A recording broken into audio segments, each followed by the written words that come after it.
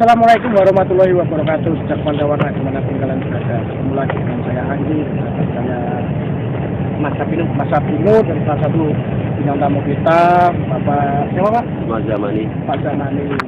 Jadi untuk malam acara hari ini saya ingin sedikit mengurai atau mencari tahu informasi tentang Pak Zamani ini karena beliau pernah melakukan perjalanan Pak ya? Ya. Pernah melakukan perjalanan mungkin bisa dibilang musafir seperti itu. Makanya nanti saya ingin tahu dari kok bisa menjadi musafir dan dari mana, untuk apa, tujuannya seperti apa. Pokoknya mudah-mudahan kita dapat pembelajaran dari Bapak siapa? Pak Zamani ya. Tapi untuk mulai malam acara hari ini, alangkah baiknya kita ucapkan puji syukur kita kepada Allah Subhanahu Wa Taala yang telah memberikan kita kenikmatan yang sangat luar biasa dan karunia-Nya ya. Dan tidak lupa juga kita sambungkan selawat dan salam kepada junjungan besar kita Baginda besar Nabi Muhammad SAW. Untuk mulai malam hari ini seperti biasa saya akan bikin doa biar dilancarkan segala sesuatunya dan apa yang kita tanyakan Bapak siapa? Pak Zamani bisa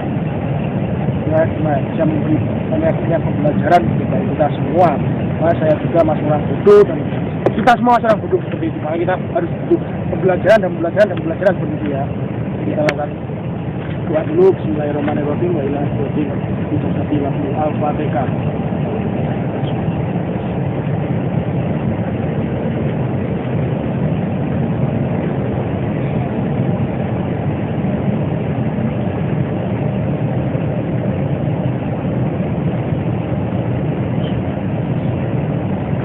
Ya, saya akan sedikit bertanya dengan Bapak Zamani ya Pak ya. Mungkin ada Mas Imam ada yang mau ditambahkan untuk prosedur apa gimana? Ya, salam persahabatan selalu ya. Ya saya harus seperti itu ya kan. Salam persahabatan, salam gimana itu. Ini namanya Mas Sabino gitu ya. Kalau saya boleh tahu nih Bapak Zamani asalnya dari mana Pak? Saya asal dari Jawa Tengah, kelahiran Jawa Tengah. Cuma ibu saya kebetulan bukan asli negeri Indonesia, tapi dari saya. Kalau bapak dari Jogja. Bapak dari Jogja. Ibu dari Itali. Restoran ya Bang ini. Restoran. Kalau boleh tahu, Bapak ini apa ya? Lahiran tahun berapa ya Pak? Saya lahir di Jawa Tengah, kelahiran tahun 1960. Jadi sekarang sekitar 61 tahun. 61 tahun ya Pak. Kalau saya boleh tahu nih Pak, kok Bapak ini bisa memutuskan untuk menjadi musafir? Itu awal mulanya itu gimana Pak? Jadi kebetulan pada saat saya masih kecil, saya itu dipisah dari orang tua. Saya ikut nenek dari bapak saya di daerah Slawi. Nah, di situ saya dibina, kebetulan memang juga orang Nasrani juga. Cuma saya penasaran mendapat satu gambaran dari seseorang namanya Pak Tosari waktu itu. Berarti Bapak ini dulunya bukan Islam begitu? Bukan, saya keluarga Nasrani. Keluarga Nasrani. Oh iya. Terus ya akhirnya saya mencoba untuk mau belajar gitu. Setiap sore saya ke kalau di sana di Jawa itu namanya langgar gitu ya. Iya. Saya ngintip orang sholat gitu loh. Iya. Apa yang dibaca sih? Kok sebelum baca Fatihah itu kok ada bacaan yang tersembunyi gitu. Saya belum tahu itu apa. Akhirnya saya menukil dari situ, saya mencoba untuk tanya-tanya kepada beberapa orang. Akhirnya mendapatkan, oh itu yang dibaca ini gitu. Akhirnya saya coba dalamin, walaupun waktu itu saya masih penganut, saya masih Katolik, saya masih di gereja. Ya dari itulah saya beranjak mulai berjalan mengenal masalah keagamaan, aturannya bagaimana dan hukum-hukumnya bagaimana. Tapi kalau bisa tetap nih Pak, artinya bisa tetap, saya harus berbalik ke Islam, itu apa itu? Kok bisa tetap menjadi orang apa? Mualaf ya. Orang mualaf. Ya saya terus terang aja di situ memang ada satu kebenturan dari bahasa yang pernah saya kenal di kitab saya dengan di kitab ini kok kayak aneh, ini kayak keasaan terus gitu. Iya. Saya membaca di situ waktu itu surat al-kafirun yang Iya. akhirnya yang terakhir itu lakum dinukum al-yatim. Ya bagimu agamamu, bagimu agamaku. Iya. Tapi kalau begitu ada dua agama nih, saya pikir Oh. gitu. Agama kok sebenarnya agama kan pembelajaran. Iya. Tapi kok bisa ada keterpisahan ini? Oh berarti penganutannya aja mungkin di situ. Iya. Cuma saya dapat PR dari Pak Tohar itu, coba kamu deh, masalah al-ikhlas itu apa maknanya? Nah di situ cuma tentang keesaan Allah. Nah, ya, akhirnya kamu kalau sudah baca itu nanti akan tenang. Nah akhirnya saya coba untuk belajar walaupun masih belepotan dalam bahasa itu. Tetapi akhirnya mencoba untuk terus menggali sampai ada satu pengalaman nih Mas. Pengalaman apa? Jadi ceritanya saya waktu itu pengen ikut-ikutan sholat di masjid. Terus gimana perasaan? Pulang dari masjid ini Mas, kok saya mau masuk muslim kok halangannya banyak banget. Itu iya, Banyak cobaan gitu ya, Pak? banyak cobaan. Pulang dari masjid saya diikat di pohon pisang sama nenek Masih, saya. Allah. Iya. Ini Pak? Iya, ini diikat di pohon pisang sampai ya ada satu inilah ini yang masih bengkok tangan saya. Diikat di pohon Masya Allah. pisang tapi karena mungkin keteguhan saya di situ cuma ada satu bahasa yang saya baca tadi. Allahu ahad, Allahu samad, lam yalid walam yulad walam yakul lahu kufuwan ahad. Yakin di dalam hati saya ya Tuhan ya masih ya Allah masih itu ya Allah. Mohon perlindunganmu agar aku tidak terikat seperti ini. Nah tiba-tiba siang bolong itu kok jadi redup suasana. Suasana jadi redup. Tiba-tiba seperti petir aja menyambar. Nah pohon pisang itu roboh. Jadi saya tangan ini yang ketindian. Cuma yang masih saya bingung itu kok biasanya kalau diikat gitu kan nggak lepas. Iya. Tapi ini pakai stagen kalau orang Jawa bilang dulu ya, pakai stagen. Kok stagen ini putusnya 24. Luar biasa.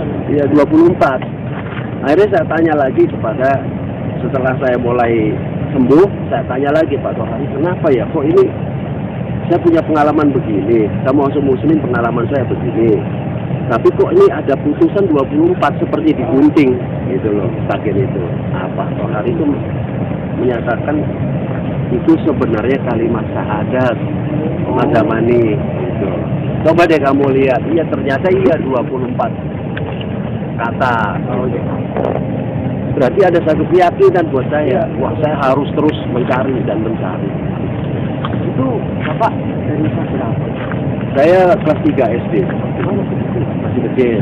Nah ini Bapak berarti ada yang menghalangi tidak boleh masuk Islam. Iya, karena awal Bapak. iya, karena nenek saya kan memang juga Nasrani. Oh iya. Gitu. Nenek saya, cuma kakek itu Muslim. Gitu. Nah, yang menghalangi, ya bukan menghalangi, mungkin karena berubah anutan gitu ya. Iya. Jadi kamu nggak boleh begini, kamu harus seperti ini. Cuma yang lucunya lagi, besoknya lagi ada peristiwa lagi buat saya. Luar biasa. Itu cobanya betul itu apa? Iya. Sebuah hidayah apa cobaan tuh, Pak? Termasuk hidayah ya. Hidayah, ya. Yang Buat pertama kawan ya biasa. cobaan karena apa? Saya mau ngaji. Oh. Ya enggak, kamu namanya Bu Jaiyah. Iya. Kamu belajar ngaji, tapi diam-diam ya Bu. Jangan sampai nenek saya tahu. Iya. Oh ya nggak apa-apa. Cuma halangannya Pak, sampai sana Bu Jaiyah itu meninggal. Masya Allah. Saya punya pikiran apa saya ini nggak boleh masuk muslim, saya pikir gitu. Tapi saya kekeh pada pendirian saya. Nah, seminggu kemudian seperti itu, kebetulan di nenek saya itu rumah besar, rumah zaman-zaman Belanda gitu ya. Ada yang kos di situ namanya Pak Nanang Tentara, saya manggilnya Nanang.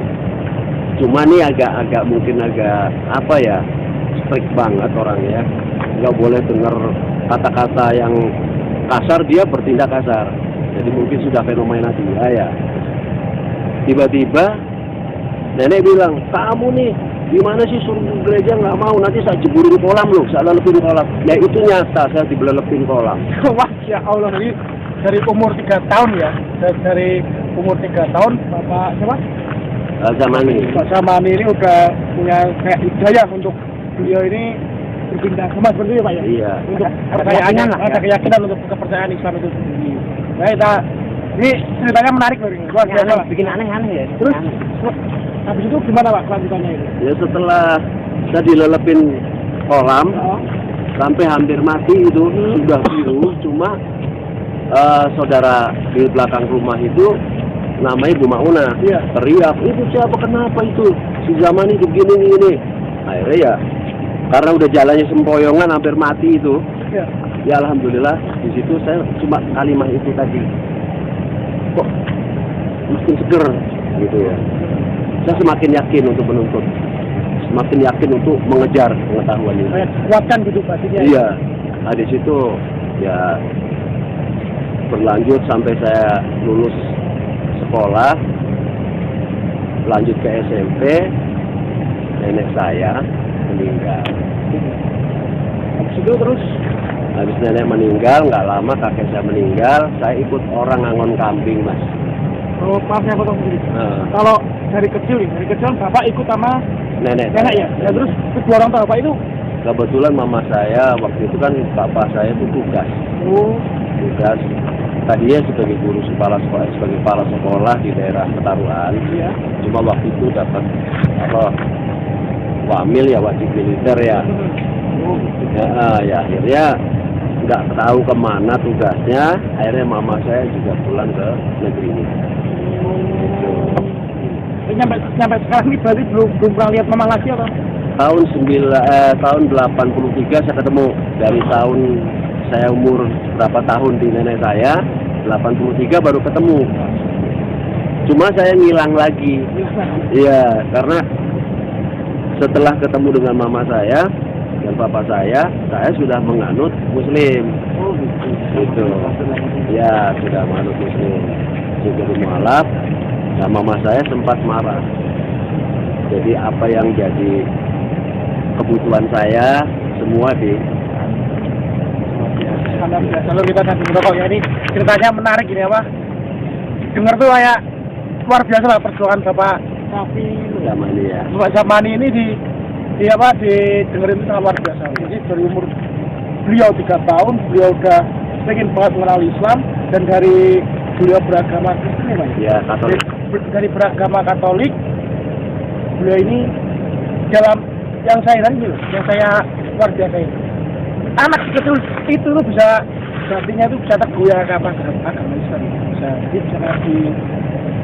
Ya, mematenkan diri. Iya, bisa mematenkan diri gitu loh. Tapi kan habis itu setelah kakek nenek itu udah almarhum seperti itu, Bapak kan sah nih untuk udah diislamkan. Itu masih belum waktu itu, masih belum. Belum diislamkan itu. Belum. Setelah ada satu peristiwanya kan sahnya itu setelah tahun 85. Tapi uniknya di saat saya setelah SMP baru SMA di Semea, negeri 1 saya waktu itu. Saya itu pernah dianggap mencela karena seteman saya begini. Namanya Elsa Faiza Besar Budi. Nah, itu kok tulisan kayak cacing kok bisa dibaca gitu awalnya. Nah, dia bilang, Pak Zamani kok begitu sih? Akhirnya, bukan. Saya ingin tahu itu apa, tulisan apa. Dia bilang, oh ini tulisan Arab. Tulisan Arab Zamani. Oh Arab. Seperti apa? Tolong ajarin saya dong. Cuma malamnya itu saya protes, istilahnya saya protes sama Tuhan. Iya. Ya Tuhan, kalau saya memang masuk Muslim saya nggak bisa ngaji, buat apa? Mendingan pulangin saja saya, istilahnya gitu, protes dalam hati saya. Mendingan saya pulangin saja, saya udah kembali aja deh, mati istilahnya gitu. Akhirnya saya menjalankan sholat sebisanya saya. Dan itu untuk apa namanya? Untuk sahnya bisa masuk Islam, disahin itu sekitar umur berapa itu? Saya sekitar umur 20-an ya. Itu sudah umur 20 baru sah ya? Sah. Luar biasa. Terus saya pernah mendengar nih Pak, sedikit. Saya main bukan cerita. Kalau Bapak ini pernah melakukan sebuah perjalanan jauh ya? Oh iya. Seperti musafir gitu ya. Itu Ya. awal mula kok bisa Bapak memutuskan untuk aku mau jadi musafir. Itu gimana ini? Intinya begini. Saya ingin mengenyam banyak pengetahuan Ya. dari segi masalah kemusliman. Akhirnya saya dengar kabar dari teman, di sana tuh ada seorang kiai yang bagus kalau kamu pengen belajar. Ayo, akhirnya kita bertiga itu waktu itu teman saya, bareng teman saya itu diajak ke daerah ND. Sekaligus Ini daerah mana? daerah Flores sana. Jauh lur di Ya. Ujung. Kita Flores. ngerokok biar enak, biar pikirannya stres. Cuma sambil bekerja di sana, saya belum menemukan. Karena di sana mayoritas kebanyakan itu juga. Cari kiai ini dan sebagainya, kok belum ketemu. Iya. Akhirnya saya berjalan dari sana karena dengan kondisi yang ya katakanlah lekak ini minim banget ya, kita punya uang buat nyebrang, buat perjalanan kurang, ya udah bagaimana kalau kita jalan kaki gitu. Ini Mas, saya potong sedikit aja. Nah. Itu di usia berapa Pak? Saya usia 22 ya. Berarti setelah diislamkan itu langsung ke itu ya? Iya. Terus Ya itu saya mencari sampai akhirnya di daerah Dompu Bima. Saya ketemu seseorang, Pak Basri namanya. Baru, oh kamu mau belajar ini? Akhirnya disarankan, ini begini. Kamu nggak perlu harus ngaji begini-gini urutan, nanti kelamaan gitu. Kamu sering wejangan aja, minta wejangan gitu. Nanti di situ akan diberikan motivasi gitu. Ya akhirnya berjalannya waktu sampai saya nyebrang dari Bima sampai kemarin ke Jawa, sampai ke akhirnya ke Belambangan. Gitu. Belambangan Banyuwangi ya? Ya, Banyuwangi. Itu dalam saat Anda, berarti Anda ini menjadi musafir yang tugasnya sama kiai Anda seperti itu Pak? Iya. Oh iya Pak, ini saya mau nanya. Bapak kan pernah ini Ya. terus apa dibilang itu bedanya gimana? Sama atau ada bedanya? Kalau secara pengetahuan itu sebenarnya intinya tujuannya sama. Soalnya kalau saya kutip dari bahasa, Isa mengatakan sembahlah Tuhanmu sebagaimana aku menyembah Tuhanku. Berarti kan ada versi itu, dia bukan Tuhan. Oh gitu. Tapi dia adalah utusan kan gitu. Cuma ya menurut penganut seseorang yang menganut itu, ya itu dikatakan Yesus. Punya keyakinan sama ya? Iya.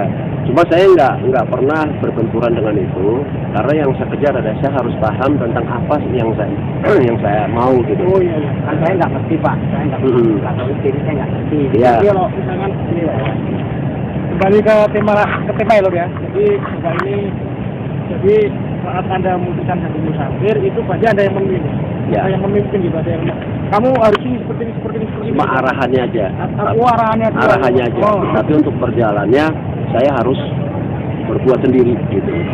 Itu apa tujuan Bapak untuk mau jadi musafir itu? Pertama saya ingin paham tentang apa yang disebut pengetahuan dari ilmu.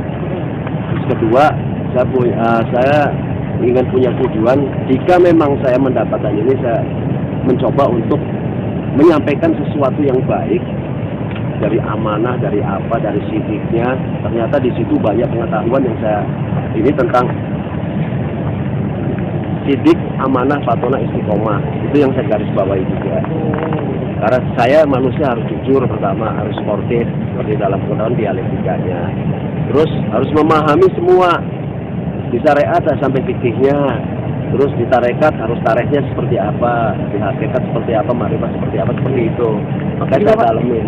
Itu udah tahu semua ya intinya ya, kita pelajarin gitu. Ya alhamdulillah sih cukup paham lah masalah itu.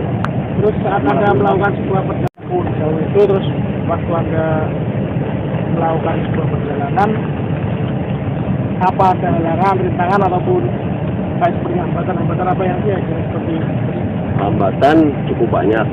Seperti saya ingat waktu di hutan Gelagah yang katanya ceritanya kan dulu begitu. Tapi hutan Gelagah itu daerah mana Pak? di daerah Belambangan sana, Belambangan. timur ya. Oh Banyuwangi. Iya. ya memang cukup serem banget. Cukup serem banget. Dan saya nggak bisa tidur tuh di bawah, Iya. tapi harus di atas pohon. Loh. Iya, Nah, karena kok tidur di bawah kenapa itu, Pak? karena yang satu jelas binatang kan ya. Oh iya. Binatang. Apalagi saya takut ular memang. Itu. Pasti Ya. itu kedua pasti ada tujuannya. Ya. Apa itu, Pak? Yang jelas di situ kan akhirnya saya mendapatkan satu motivasi diri. Setelah saya mengenal ternyata hanya tidak mengenal tulisan masalah pengetahuan agama, tetapi di situ alam harus kita juga menyatu di dalam alam. Oh, luar biasa ya. Jadi seorang musafir itu nggak segampang yang kita pikirkan, Lur, ya. Dan harus tujuan pun harus jelas ya, Pak ya. Iya. Ini harus kemana saya semua itu harus jelas ya. Harus jelas. Terus apalagi Pak halangan-halangan yang sampai membuat Anda tuh Besaran, ya. mungkin sampai dom gitu. Saya juga gini, saya pernah satu hal yang membuat saya takut. Oh, Di suatu perjalanan itu ya cukup jauh sebenarnya, dan kita nggak boleh ngantuk gitu ya, nggak boleh ngantuk di situ karena kalau ngantuk itu kena hutan rotan kita hilang katanya, atau menurut orang-orang situ. Dari situlah saya tadinya meragu itu hutan rotan itu daerah mana ya, Pak? di daerah di tengah setelah Kemiren. Setelah Kemiren ada hutan rotan panjangnya kurang lebih hampir 6 kiloan. Buset, lumayan jauh umurnya. Iya. 6 kilo. Sampai saya tuh sampai ngedon juga pas mau keluar dari hutan itu, depan kita itu makhluk yang saya nggak tahu apa itu ya. Pertama sih kayak kilasan putih, tapi nongkrong besar banget ya itu yang namanya macan.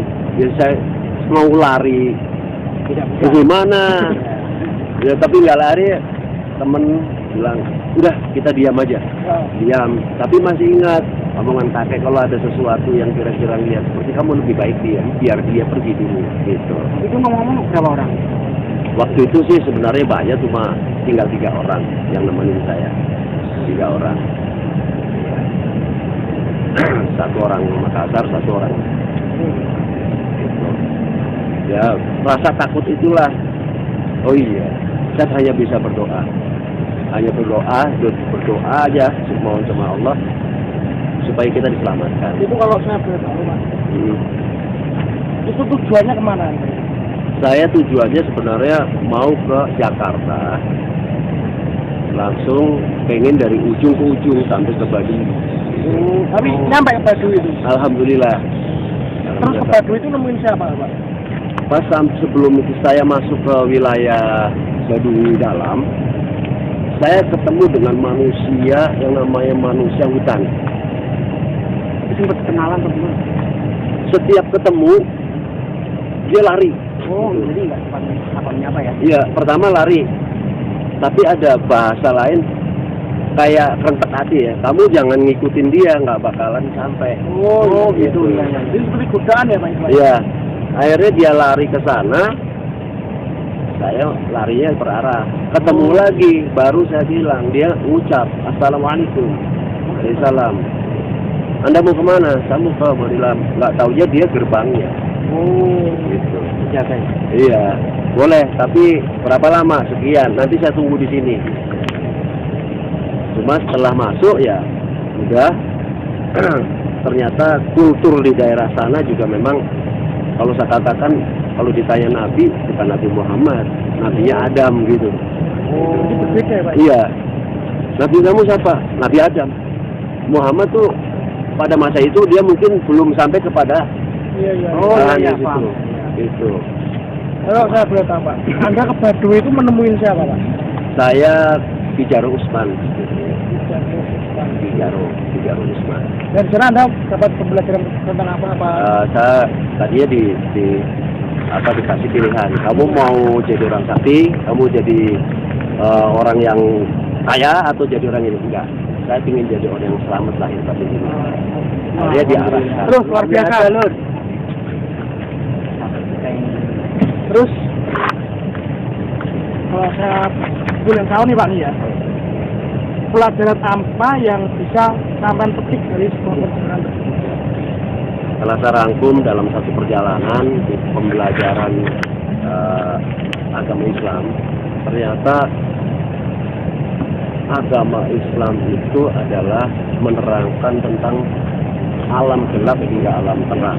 Kalau saya boleh tahu Pak, alam gelap itu seperti apa dan alam terang itu seperti apa? Alam gelap itu masa kebodohan manusia. Jadi pada saat mungkin kalau saya petik dalam diri saya sendiri, saya waktu itu bodoh. Akhirnya saya menerangkan sesuatu. Kalau alam terang? Alam terang adalah hasil realisasi daripada pikiran kita ke dalam hati kita. Kalau sudah masuk ke dalam hati, kedamaian selalu ada dan selalu terjaga. Kita selalu jujur kepada orang lain, kita selalu berbaik kepada orang lain, gitu ya. Sidik, gitu. Dan kita di situ dituntut oleh pengetahuan ini, kita harus patona. Artinya, kita harus percaya diri. Sifat patona itu cerdas. Patona itu artinya cerdas. Jadi kita harus tetap membahas dan menuntut terus, mencari dan mencari pengetahuan. Ya sampai akhirnya pada batas itu, alhamdulillah Allah berikan pemahaman dari sampai pada kuatnya hati yang disebut istiqomah, pendirian, kuat pendirian. Nah, itu sampai saya mengutip pelajaran-pelajaran apa itu syariat, apa itu tarekat, apa itu hakikat, dan apa itu makrifat. Kalau tarekat itu ya Pak? Tarekat itu apa Pak? Tarekat sebenarnya orang banyak sekali mengatakan tarekat itu kelompok. Sebenarnya kalau secara nahwiyah itu kan toreh, artinya perjalanan. Jadi setelah kita syariat, tahu aturan dan hukumnya sampai tingkatan fikihnya, itu langsung mau dijalanin kemana. Yang kita lakukan dalam sholat lima waktu mau dijalanin kemana. Karena intinya di situ adalah secara syariat itu sholat lima waktu. Tapi sesungguhnya kan di situ menjalankan rukun. Kan gitu rukun itu. Rukun sholat. Berdiri, ruku, sujud, duduk. Diawali dengan takbir, diakhiri dengan salam. Itu kan rukun. Nah terus bagaimana kelanjutannya ini? Karena saya membaca satu hadis yang disebut man arafa nafsahu faqad arafa rabbahu wa man arafa rabbahu faqad jahila nafsahu. Barang siapa yang manusia itu kenal dirinya, maka baru kenal dengan Tuhannya. Setelah manusia itu kenal dengan Tuhannya, bodohlah dirinya. Jadi di sini ada pintar dan bodoh. Di dalam pintarnya Allah adalah pandai menempatkan sesuatu pada tempatnya, dan bodoh memang kita adalah manusia dan makhluk yang tidak memiliki apa-apa, hanya diberi, gitu kan? Itu. Nah, tarehnya bagaimana? Perjalanannya mau dijalanin kemana supaya ilmu yang kita lakukan di syariat menjadi kenyataan di hakikatnya. Gitu. Hakikat itu artinya nyata, dinyatakan gitu. Aduh, luar biasa lur ya. Ini banyak pembelajaran bagi kita semua ya lur ya. Luar biasa Pak. Terus ya setelah dari hakikat supaya kita tahu keseluruhan daripada ilmunya, kita belajar makrifat. Makrif itu kan artinya tahu. Tahu apa? Tahu ilmunya gitu. Ibaratnya kalau orang menanam pohon, kita harus kerawat, ya kan? Harus dijauhin dari hal-hal, dikurungin supaya nggak dipatokin ayam atau kambing dan sebagainya, kan gitu ya. Nah iya, setiap kita menanamnya baik pasti akan menuai kebaikan pula. kalau saya boleh tahu arti dari musafir itu sebenarnya apa Pak? Perjalanan juga sebenarnya musafir. Karena ada yang bilang kalau musafir itu mencari dari diri, kalau musafir itu kayak apa ya? Ya memang setiap tujuan seseorang kan mencari jati diri seseorang. Makanya sesuai dengan ayat tadi, man arafa nafsahu faqad arafa rabbahu itu. Jadi siapa yang kenal diri, maka kenal dengan Tuhannya. Gitu. Itu bisa dibilang mencari dari diri seperti itu. Betul. Luar biasa. Wah, asik lur ini lur. Ngobrolnya asik ya. Terus Ngomong-ngomong saya bisa ngerokok dulu ya. Wah, monggo. Ya, buat pengetahuan. Ya ini buat pengetahuan bagi kita dulu semua sahabat jejak pencawarna ya. Jadi buat pembelajaran, buat biar kita pengalamannya gitu. Jadi kita sharing sama siapa aja bebas ya. Yang penting di situ kita ambil sisi positifnya, dan jika menurut sampean itu ada sisi negatifnya ya jangan diambil. Tapi menurut saya apa yang dibicarakan sama Bapak ini semuanya positif dan bagus untuk kita tiru. Terus sudah Anda menjadi seorang musafir, itu Anda terus melakukan perjalanan kemana lagi, Pak? Melakukan menggali ilmu kemana lagi gitu? Saya memperdalam, yang jelas di situ setelah kita belajar lebih banyak, yang harus kita terapkan di dalam diri kita adalah sikap dan perilaku. Jadi menyikapi satu keadaan apapun, baik di dalam diri maupun keluarga maupun masyarakat, apapun yang kita lihat baik maupun buruk, yang baik kita serap, yang buruk tidak perlu kita. Karena di situ ada satu pelajaran yang disebut 12 karakter, Mas. Itu benar, Pak. Iya. Kalau bisa apa itu? Kalau bisa saya tahu apa aja itu, Pak? 12 karakter itu. 12 karakter adalah Allah menurunkan 2 karakter adalah Satar wal Ghafar. Satar itu pandai menyembunyikan aib. Ghafar adalah pemaaf. Nah, sifat yang disebut menyembunyikan aib itu juga bukan hanya diri kita pribadi, tapi keluarga dan orang lain. Kalau kita melihat sesuatu, misalkan ini orang kok pakai pakaian seronok banget sih. Iya, iya. Kalau memang kita ingin berbagi kebahagiaan, ya kita mohon sama Allah istighfar, misalkan astagfirullahaladzim, ya Allah, semoga apa yang engkau perlihatkan hari ini, dia akan berubah dengan kondisinya. Dan kita doakan semoga ya Allah dia menjadi sadar, gitu ya. Tetapi nggak perlu kita buka ke tempat kepada teman kita. Tadi saya ngeliat itu tuh gini, nggak boleh. Jadi cukup diri kita sendiri yang tahu. Iya. Terus apalagi itu, Pak? Ya pemaaf di sini kita tidak harus misalkan orang salah baru kita maafin. Kalau memang ada satu fitnahan atau apa yang kira-kira mendera kita, sebaiknya ya kita coba kita tanya dulu ada apa, apakah kita salah. Kalau memang salah tolong sampaikan kesalahan saya di mana. Tapi terutama ya pertama kita ngomong sama mereka sebelumnya mohon maaf, karena tidak lepas dari sikap kita. Luar biasa, Pak. Jadi untuk pembicaraan malam hari ini ya usahakan video ini sampai selesai, jadi kita biar nggak gagal paham seperti itu. Monggo Pak, lanjut lagi Pak. Ini seru ini Pak, menarik ini. Jangan lupa subscribe ya, dapat ya. Ya untuk pelajaran-pelajaran sebenarnya kita hanya mengikuti aja sekarang. Setelah Satar wal Ghafar itu seperti Rasulullah itu pernah menempatkan 2 perkara juga karakter, adalah penyayang dan lembut, sesuai dengan kiprah beliau sebagai penerang, sebagai Al-Quran yang berjalan istilahnya ya.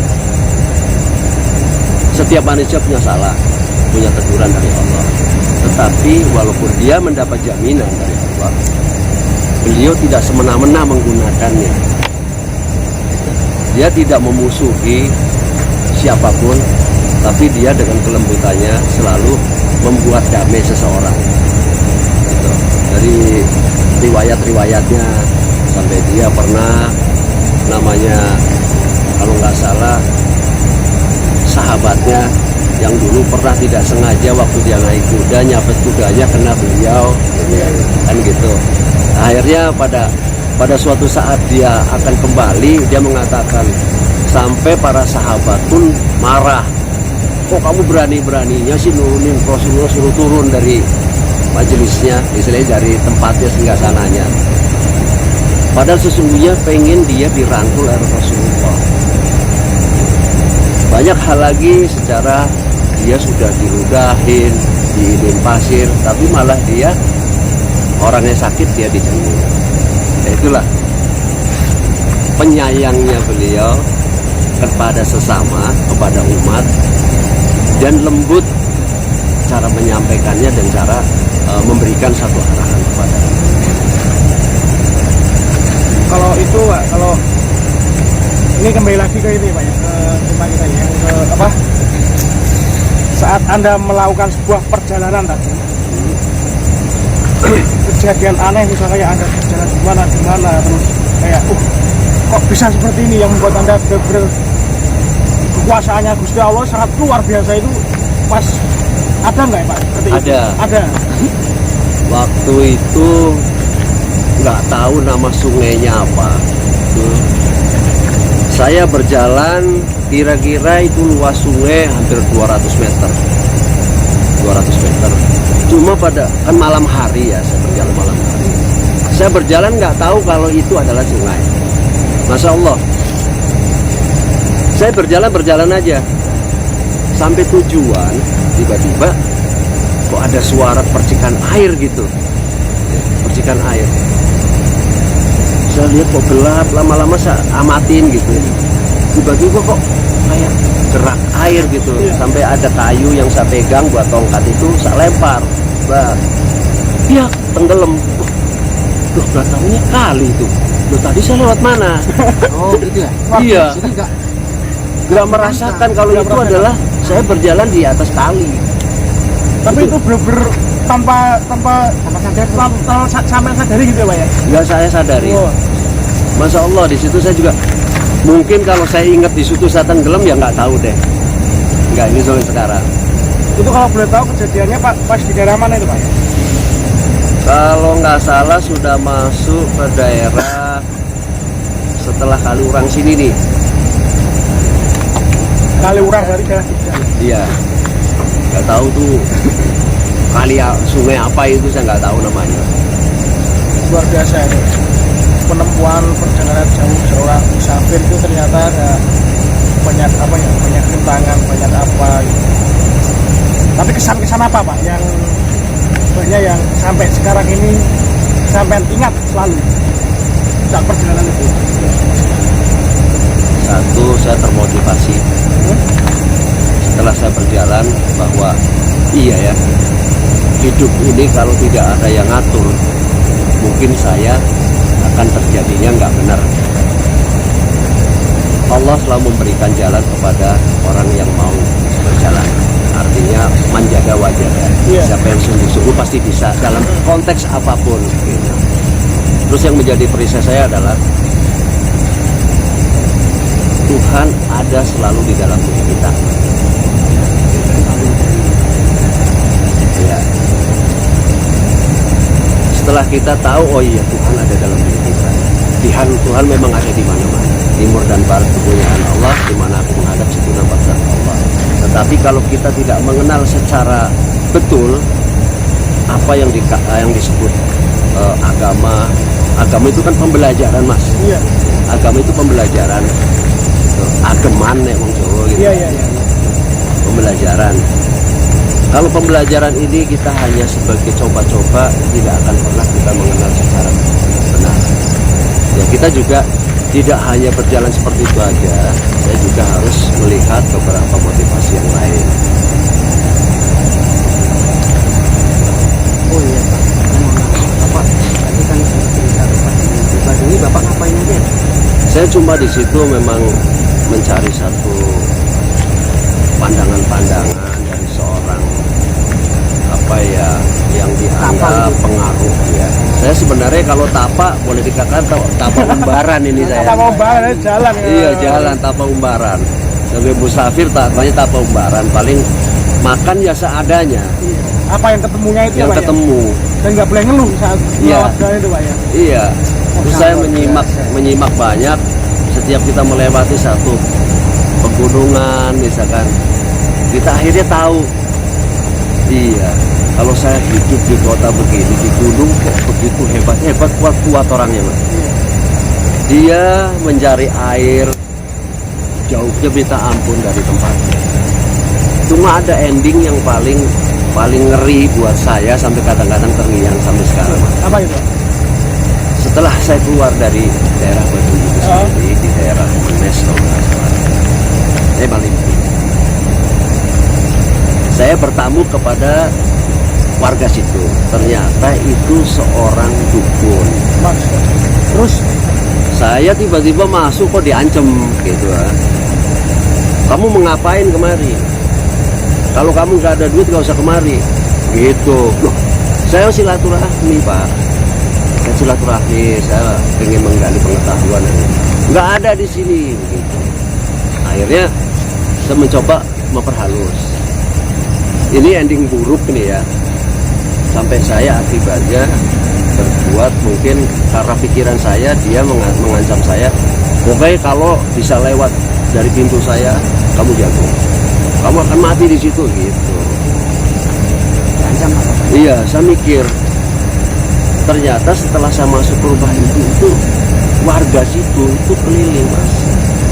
Jadi mengelilingi, setiap ada tamu ke situ itu selalu, karena dia mengancam dokter ini. Ketidakbenarannya itu, setiap berobat ke situ, tahu-tahu pulang istrinya. Masya Allah. Cabul lur. Itu akhirnya endingnya ya, karena saya diancam, saya lihat di lemari kecil, Iya. lemari kecil, kok ada kilap-kilap, saya ambil pisau Mas. Terus terang aja, saya ambil pisau, saya masukin kemari. Daripada nanti dia nungguin saya, mendingan duluan deh gitu. Saya sifatnya nekat orangnya gitu. Begitu dia ngerapal sesuatu depan saya, dia mau giniin saya, baru saya masukin gitu. Tapi habis dari situ tuh, habis dari situ. Nyesel nggak Pak? Apa ada gimana gitu? Ya, satu kehebatan kedahsyatan Allah ya. Saya kan sudah berbuat zalim, Iya. saya sudah berbuat dosa. Tapi di situ saya mohon, saya ingat sama Allah, ya Allah ya Tuhanku, mohon perlindunganmu, aku telah berbuat zalim pada saat ini. Aku mohon ya Allah. Ini bukan ya, kalau dikatakan salah, memang saya salah memasuki area, tapi tolong ya Allah. Akhirnya anak buahnya dia kan banyak Mas, ngejar saya, tapi itu kok kehebatannya. Yang saya baca yaitu yang dari dulu saya baca tuh Al-Ikhlas itu, bisanya Al-Ikhlas kayak gitu ya, misalnya paham itu, keyakinan gitu. Tiba-tiba yang nyari saya tuh, Kang, lihat orang lu ciri-cirinya seperti ini enggak? Soalnya tadi seperti ini nih, jaket ini, saya lepas, saya buang. Jadi celana panjang saya ini saya pindahin apa-apanya ke celana pendek, saya selalu pakai celana pendek. Saya jadi celana pendek pakai kaos gitu. Oh enggak tahu saya. Di sini saya nggak tahu gitu. Sekarang kamu kemana? Saya mau ke jalan raya yang cepat gimana? Malah dikasih unjuk. Sama yang nanya itu? Iya.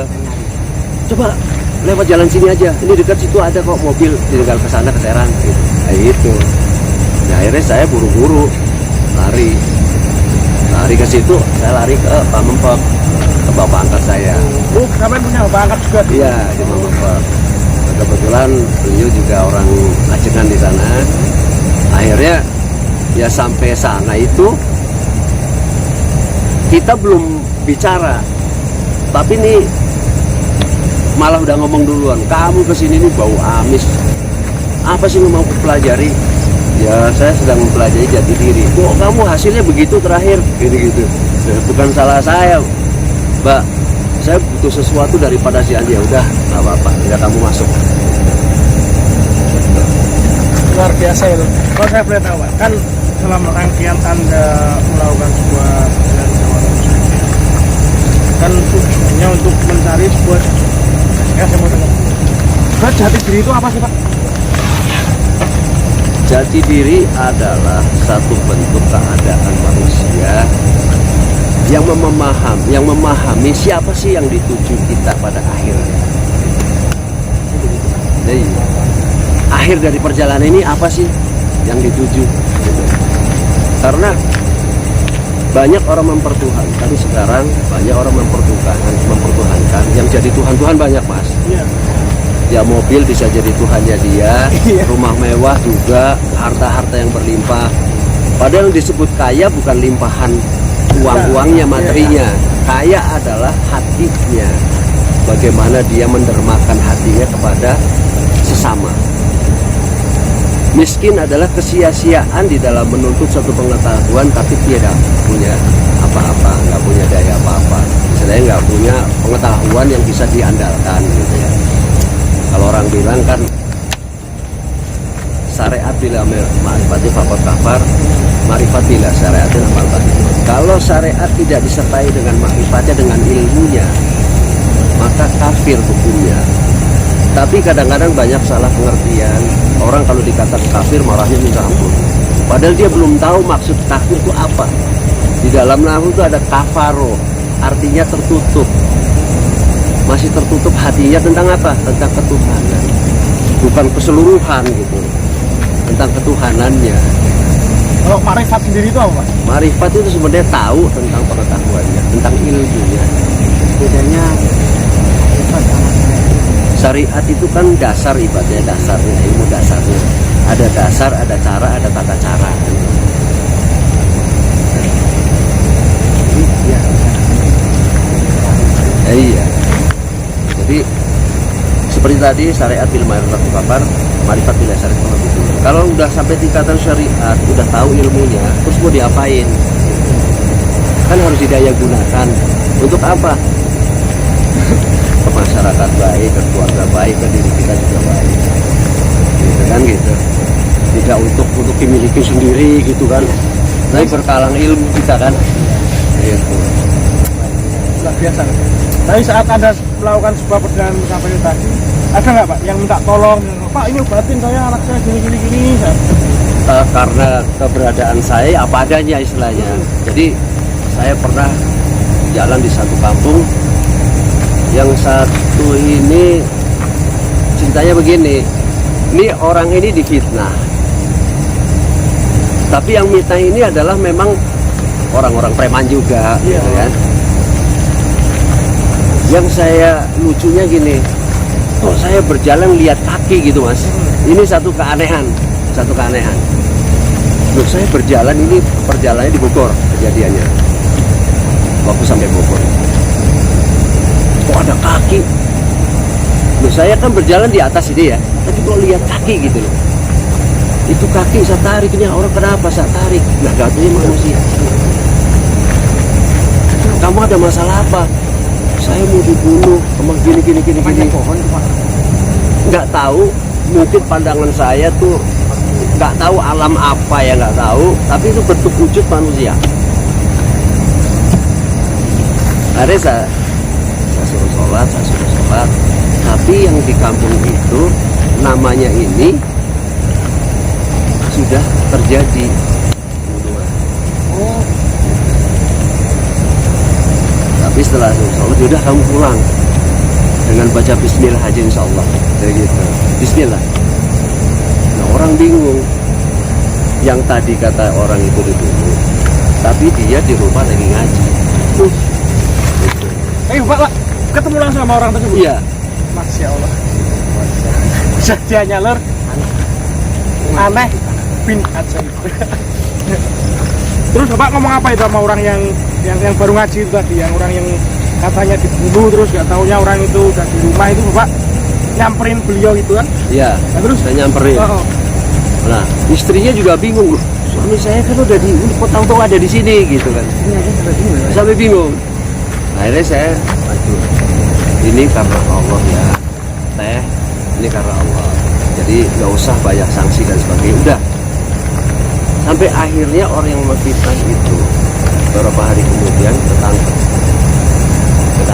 Kebetulan yang jaga di lapas itu orang yang pernah saya kenal, namanya Pak Sugandi, tinggalnya di Jalan Kutilang di Bogor, gitu kan.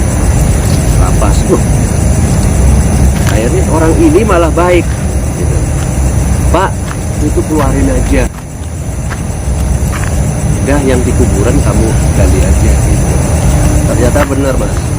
Begitu dikeluarin ke orang itu, yang 6 orang itu pada sengklek, tangannya pada sengklek semua. Begitu dia keluar, terus apa bareng sama yang tadi difitnah, kuburan digali nggak ada, Nggak ada mayat itu nggak ada, cuma ada tangan 6 ada tangan. terus luar biasa lur. Iya, tapi akhirnya tangan diambil, ditempelin, tap, sehat lagi orang yang 6 tadi. Masya Allah. Itu yang nempelin siapa Pak? Yang tadi difitnah, akhirnya mereka jadi baik, minta maaf. Oh iya Pak, itu kalau boleh tahu di mana itu Pak ya? Di daerah Bogornya di Kancamaya. Tapi nama yang itu siapa Pak? Yang Namanya Pak Suhendar. Pak Sunan sangat luar biasa ya. Iya. Iya. Sebenarnya ya boleh dikatakan dia, soalnya dia guru ngaji juga. Luar biasa. Terus yang mungkin jadi saya penasaran nih Pak, saat Anda melawan perjalanan menempuh jalan jauh kan Anda melewati sungai, melewati gunung. Saat Anda melewati hutan itu lapar itu makannya apa Pak? Apa adanya, Mas. Apa adanya? Apa adanya. Ketemu daun, pucuk daun ya saya makan daun. Masya Itu, Allah. makan daun. Kalau udah perkampungan, paling saya minta izin sama yang punya ini singkong biasanya itu. Pak, ada orang panen singkong itu. Pak, saya boleh nggak Pak? Minta singkongnya. Oh boleh. Ah kalau bisa ke rumah dulu mampir. Siapin teh, gitu kan. Disiapin teh, akhirnya direbusin itu singkong tadi. Tapi saya lebih berminat singkong mentah tadi yang kecil-kecil. Karena Kenapa? itu sebagai energi saya pada saat itu. Barangkali mungkin selama ini saya nggak makan, Iya. mungkin takut emah atau gimana, gitu kan. Saya makan itu supaya zat yang ada atau patinya itu loh, itu bisa melapisi. Tapi alhamdulillah dalam perjalanan itu saya tidak merasakan yang lain-lain. Capek ya sih capek sih Mas, capek ya capek luar biasa, ngantuk ya ngantuk gitu. Tapi alhamdulillah dalam kondisi ya sehat walafiat. Tapi nggak boleh ngeluh ya Pak? Iya, tidak boleh ngeluh memang. Ya memang sudah resikonya gitu kan. Pernah nggak Pak sehari itu sampai nggak makan atau berhari-hari sampai nggak makan itu pernah ngalamin nggak? Pernah. Saya mungkin kalau dihitung 11 hari saya nggak makan apa-apa, nggak kena air, nggak kena makanan. 11 hari Lur. Itu kalau kita udah lenger itu dulu. Ya memang panas ya, namanya orang nggak makan gimana sih Mas, kering juga. Tetapi memang saya lillahi ta'ala aja gitu. Ya Allah, kalau memang saya harus mati dalam perjalanan ini, itu kuasamu. Tapi mohon, jadikanlah jasad ini kuat, lahir batin ini kuat. Sampai ketemu-ketemunya itu. Soalnya apa? Kalau belum ada orang nawarin makan, saya nggak mau gitu. Jadi nggak mau minta-minta itu ya Pak? Iya. Ternyata setelah sampai di Gunung Batu sini yang legok situ, yang mau kelegok. Itu ada orang nawarin. Saya lagi duduk, tiba-tiba ada orang naik mobil ngasih bungkusan. Mas, ini loh, ini tolong ya dimakan ya. Jadi kayak nasi kotak gitu, nasi bungkusan ditaruh di plastik, dipok gitu, dikasihin. Nah di situ saya baru makan selama 11 hari itu, 12 hari. Lur 11 hari nggak makan, nggak minum, dan selalu masih kuat aja melakukan sebuah perjalanan. Kalau kita kayak apa Lur? Aduh, kelenger Lur. Ampun lagi. Terus gini Pak, saat sampai telah semua udah berlalu nih, udah sampai tujuannya, sudah selesai akan perjalanan itu rasanya hati rasanya gimana Pak? Apa lega, apa masih kurang, apa gimana gitu? Kalau masalah pengetahuan tetap kita masih haus karena selalu di atas langit ada langit. Iya. Tapi saya enggak, dari pelajaran yang kemarin saya jadikan satu momen buat diri saya. Ternyata orang mencari pengetahuan ini tidak semudah apa yang saya pikirin. Untuk Berat cari ya, Pak, ya? pahamnya gitu loh. Kalau cari sih gampang mungkin ya, paling ketemu ke orang ustadz atau kiai gampang. Tapi untuk memahami itulah, memahami secara dirinya, secara alamnya, secara kondisi keadaannya gitu. Terus bagaimana kita menuangkan istilahnya memvisualisasikan daripada pengetahuan itu sendiri, Luar biasa ya Pak. interaksinya gitu. Gimana ini Mas? Ya, kalau menurut saya pribadi sih sangat berharga ya, belajar ini sangat masuk lah, luar biasa.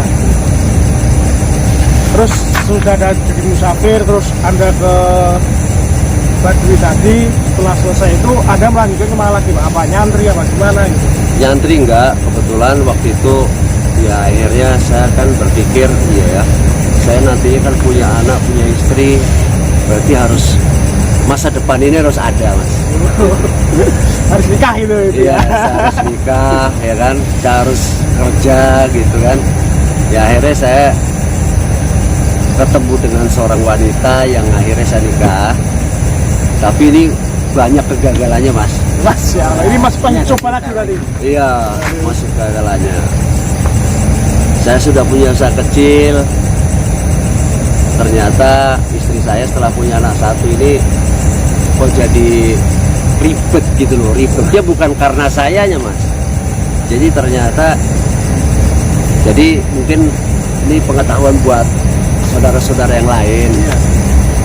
Jangan kita melihat virgin atau tidak virginnya seorang wanita, tapi bagaimana kita menerapkan dalam kehidupan ini, mencoba untuk tidak mengenal itu, tapi kita bisa menyembuhkan setiap akibat-akibat yang ada. Gitu. Lalu dengar, oke? Jadi gini Pak,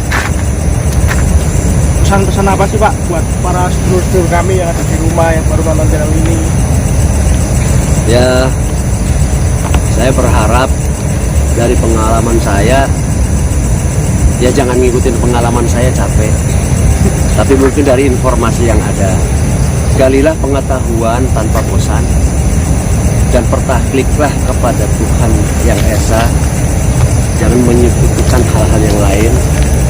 Jika memang memiliki harta, kalau dalam bahasa Sako, sekira-kira suka hatinya berbagi kepada orang lain, bagilah sebahagian. Bukan sebagian tapi sebahagian. Dari 50.000 bisa 500 perak, bisa 1.000. Yang penting adalah al ilmu yang tafabikafa itu sendiri, karena ada 3 persoalan yang harus kita pantau. Ya. Pertama yaitu ya ilmu yang al-ilmu yang tafabikafa, kedua sedekah jariyah, ketiganya adalah waladun solehun. Bagaimana kita kafah ke dalam hal itu supaya kita kembali dengan kesempurnaannya Allah.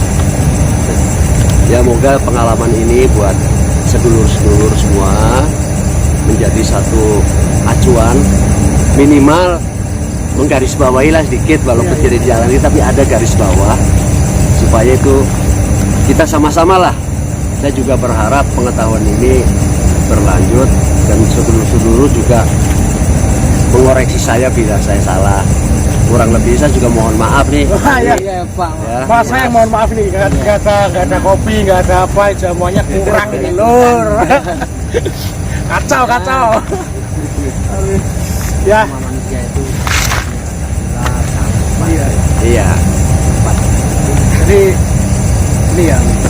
ini buat salah satu pembelajaran kita, karena sekarang tuh banyak yang mengaku musafir, dikejar-kejar utang aja musafir, terus dikejar-kejar polisi juga bisa jadi musafir. Makanya kalau kita nggak tahu apa gimana macam, ya bisa jadi kita malah tipu, dibohongin. Mungkin ada yang utama nih, Mas. Iya ya. Selagi kita punya ibu, bapak, itu kan guru akhlak. Pernahkah kita melantunkan kalimat doa kita yang tak bisa tertanam di dalam hati itu? Dan bisakah kita menyampaikan tobat kita dan bersemayam di hati itu? Hormatilah guru akhlak kita adalah ibu bapak kita yang melahirkan kita, ibu kita. Seperti dalam doa, ridhollah wa ridho walidayah. Ridhonya orang tua pasti Allah ridho. Jadi jadikanlah jangan hanya asal. Kadang-kadang kita sering lihat orang sama orang tua melotot gitu ya. Iya. Itu Banyak itu Pak. iya. Ya sedulur-sedulur saya mohon maaf itu ya. Ya barangkali sebagai masukan aja, bukan saya menggurui, karena saya bukan guru. Ini hanya sebagai pengalaman saya untuk kuat. Gitu. Itu aja, Mas. ya itu juga buat pelajaran bagi saya sendiri dan Untuk pulang iya. belajar saya. Untuk buat sedulur, mungkin dari cukupan video ini bisa direnungkan ya, dan untuk pembelajaran kita semua. Sebenarnya banyak orang-orang di sana yang saya nggak bisa berkata-kata lur. sangat kalau banyak pasukan menembak pas dulu Pas jadi saya gini. Terasa banget Pak. terasa apa ya? Terasa melindungi yang saya lakukan yang hal-hal yang sesuatu yang Wah, ya, gitu lah. Pokoknya itu pribadi saya gitu. Jalur ya. Ini nggak beres ini nggak beres. Pokoknya ya saya menyadari semua manusia pasti Sama, saya juga dulunya Bu parah lah. Minum apa segala macam kan tidak begitu. Kita kan berubah dikit-dikit kita mau berubah gitu. Ya, yang penting jangan berubah jadi satria baja hitam. jalur ya. Mungkin udah Mas Anggi. Ada lagi mau sampaikan Pak? Kira-kira bagi saya cukup Cukup ya, sekian. ya udah. Ya udah. Pokoknya gini ya udah. Kurang lebihnya mohon maaf. Kita Sama Pak. ambil sisi negatifnya dan jika kita sisi positifnya kita ambil sisi positifnya dan jika ada sisi negatifnya ya dibuang dalam acara malam hari. Tapi kalau menurut saya malam hari ini ya nggak ada sisi negatifnya sih. Mungkin kalau ada kata salah Dan terus pokoknya ini loh, saksikan terus ya channel kami Jangan Pada Warna, dan jika ada yang kurang komen aja nggak apa, nanti kita perbaiki. Komen kita perbaiki, ada yang kurang komen perbaiki, tapi jangan lupa subscribe, komen, dan like itu yang gambar gini, jangan yang gini loh ya, yang gini. Kalau gini aku kebangetan apa yang aduh, ada mungkin Mas Imam yang mau disampaikan loh. Udah cukup, oh ya udah. Jadi jangan menembak terlalu menembak terus. makasih Pak ya. Sama-sama. Oh iya Pak, Bagi pengalaman. sebelum kita berdoa dulu sama dulu Wah iya. ada warna ya agar selalu Untuk menutup acara malam hari Iya. ini kita tutup dengan doa dulu. Mudah-mudahan kita semua selalu diberi bulan oleh Allah Subhanahu Wa Taala dan dilancarkan rezekinya, dipanjangkan umurnya. Yang belum dapat jodoh ya mudah-mudahan dapat jodoh. Yang jodohnya cuma satu ya nambah lagi jadi dua, yang dua nambah lagi juga nggak apa-apa, asalkan mutiknya ini loh kuat. Kalau nggak kuat ya dihancurin ya ngomongnya. Oke ya gitu. Kita itu berdoa dulu ya. Buka Pak, pimpin Pak. Sini Pak. Ya, Oh ya. Mas Adi. Bismillahirrahmanirrahim. Al-Fatihah.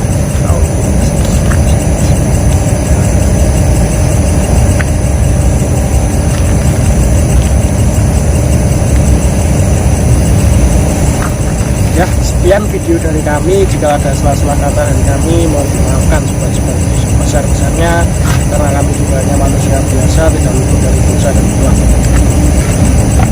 Dan akhir kata saya berbagi lagi, saya Mas Sabino Sama-sama nih.